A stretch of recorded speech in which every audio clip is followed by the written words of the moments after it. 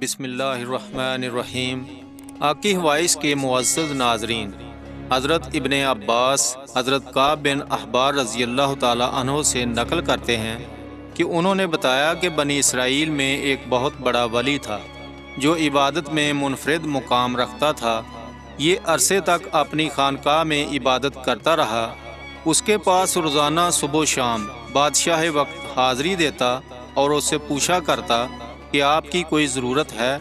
تو وہ جواب دیتا، اللہ میری ضرورت کو خوب جانتا ہے۔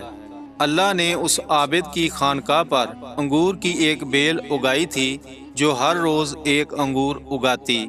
جب اس عابد کو پیاس لگتی تو وہ اپنا ہاتھ آگے بڑھاتا تو پانی ابل پڑتا اور یہ اس پانی کو پی کر پیاس بجھا لیتا۔ اسی طرح ایک طویل عرصہ گزر گیا۔ ایک مرتبہ اس عابد کے پاس مغرب کے وقت ایک عورت آئی جو نہایت حسین و جمیل تھی۔ اس عورت نے پکار کر کہا، اے اللہ کے بندے۔ تو اس بزرگ نے کہا، لبیک۔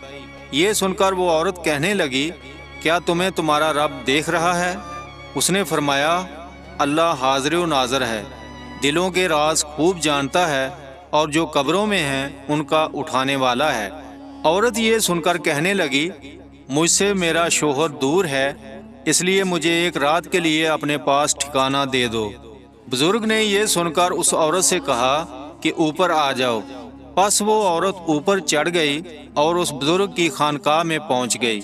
وہاں پہنچنے کے ساتھ ہی اس عورت نے اپنے جسم سے کپڑے اتار پھینکے اور اس عابد کے سامنے اپنا ننگا بدن ظاہر کر دیا۔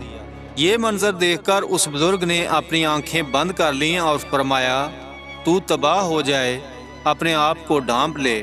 یہ سن کر اس عورت نے جواب دیا، تیرا کیا جاتا ہے؟ اگر تو آج رات مجھ سے فائدہ اٹھا لے۔ تو بزرگ نے یہ سن کر اپنے نفس سے مخاطب ہو کر کہا، اے نفس، تو کیا کہتا ہے؟ نفس کہنے لگا، اللہ کی قسم، میں تو فائدہ اٹھاؤں گا۔ یہ سن کر بزرگ نفس سے مخاطب ہو کر کہنے لگا، تو تباہ ہو جائے، تو گندک کے دوزخ کے کپڑے مانگتا ہے، میری عرصے کی عبادت تو ضائع کرنا چاہتا ہے۔ پھر کہنے لگا، ہر زانی کی بخشش نہیں اور اس کا عذاب ختم ہونے کو نہیں۔ میں تو ڈرتا ہوں کہ اللہ تعالیٰ تجھ پر ایسا ناراض ہو کہ پھر کبھی راضی نہ ہو۔ لیکن اس بزرگ کے نفس نے اس کو اس عورت کے متعلق خوب بہکایا۔ تو بزرگ نے نفس سے مخاطب ہو کر پھر کہا، میں تیرے سامنے دنیا کی چھوٹی آگ پیش کرتا ہوں، اگر تو اس کو برداشت کر گیا تو اس رات لڑکی سے نفع حاصل کر لوں گا۔ اس بزرگ نے یہ کہنے کے بعد دیے یعنی چراغ کو تیل سے بھر دیا اور بتی کو موٹا کر دیا۔ اس منظر کو وہ عورت دیکھ رہی تھی اور اس بزرگ کی اپنے نفس سے گفتگو بھی سن رہی تھی۔ پھر اس بزرگ نے چراغ کو جلانے کے بعد اپنا ہاتھ اس جلتی بتی پر رکھ دیا۔ یہ بتی جل رہی تھی لیکن بزرگ کے ہاتھوں کو نہیں جلاتی تھی۔ یہ دیکھ کر بزرگ چیخ کر کہنے لگا، تجھے کیا ہے، جلاتی کیوں نہیں؟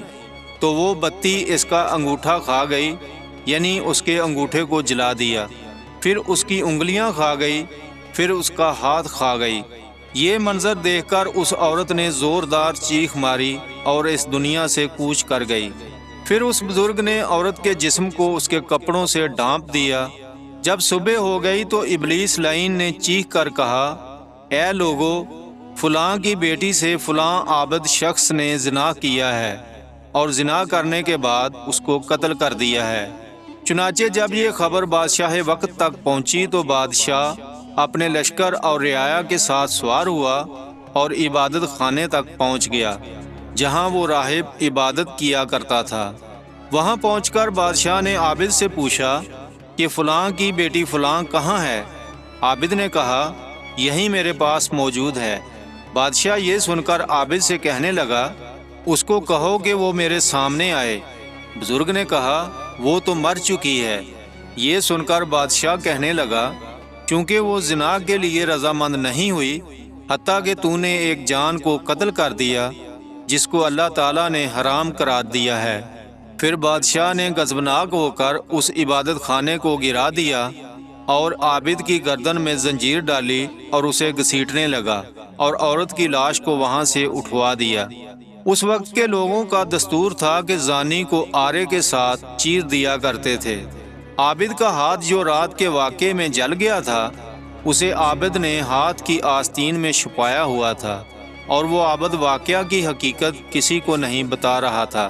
چنانچہ آرے کو عابد کے سر پر رکھا گیا اور جلادوں کو حکم دیا گیا کہ آرا چلا دو۔ چنانچہ حکم ملتے ہی جلادوں نے تعمیل کی اور آرا چلا دیا۔ جب آرا عابد کے دماغ تک پہنچا تو اس کی آہ نکل گئی، تو اللہ تعالیٰ نے فرمایا، اس کو کہو کہ کچھ نہ بولے، میں تیرا صبر دیکھنا چاہتا ہوں۔ اس کے صدمے نے میرے عرش برداروں کو، میرے آسمان کے مکینوں کو رلا دیا ہے۔ مجھے میرے غلبے اور جلال کی قسم، اگر اس عابد نے دوسری مرتبہ آواز نکالی تو میں آسمانوں کو زمین پر گرا دوں گا۔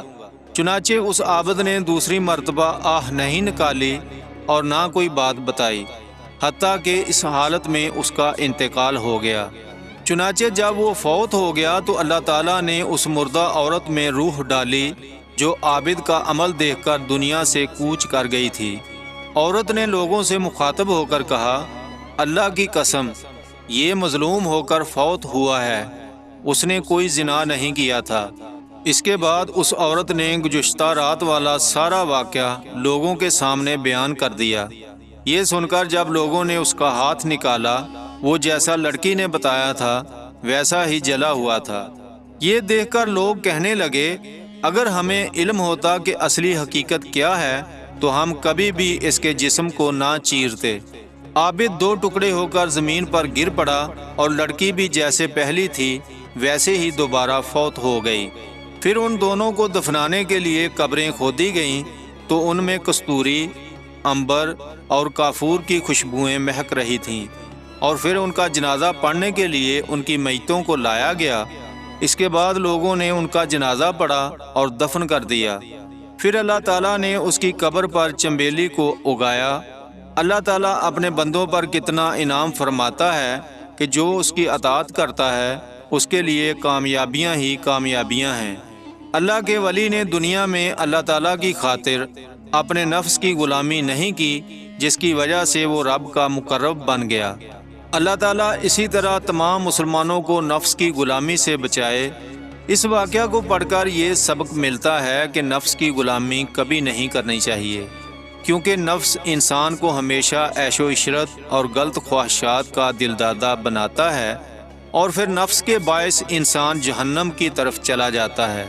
نیز آپ اس واقعے سے اندازہ لگا سکتے ہیں کہ زنا پہلی امتوں میں کتنا قوی اور برا فعل سمجھا جاتا تھا، اور اس کی سزا ان لوگوں نے کتنی سخت رکھی تھی، اور اس عابد نے اپنے جسم کو اتنی شدید تکلیف میں مبتلا کیا، لیکن جہنم کے خوف کی وجہ سے زنا کی طرف نہیں گیا، کیونکہ وہ جانتا تھا کہ جہنم کی ہولناکیاں اپنے اندر کتنی شدت رکھتی ہیں اور جہنم کی آگ کتنی سخت ہے، جس کے بارے میں اللہ تعالیٰ فرماتا ہے کہ وہ سب سے بڑی آگ ہے۔ اور حدیث شریف میں ہے کہ تمہاری یہ دنیا کی آگ دوزخ کی آگ کا 17واں حصہ ہے۔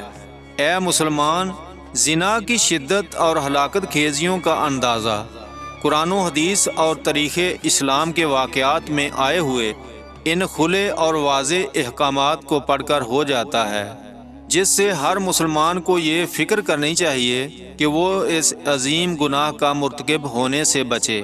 اللہ تعالیٰ نے انسان کی ہدایت کے لیے واضح راستے بیان کر دیے ہیں، جن پر چل کر انسان خود کو عذاب علیم یعنی دردناک عذاب سے محفوظ رکھ سکتا ہے۔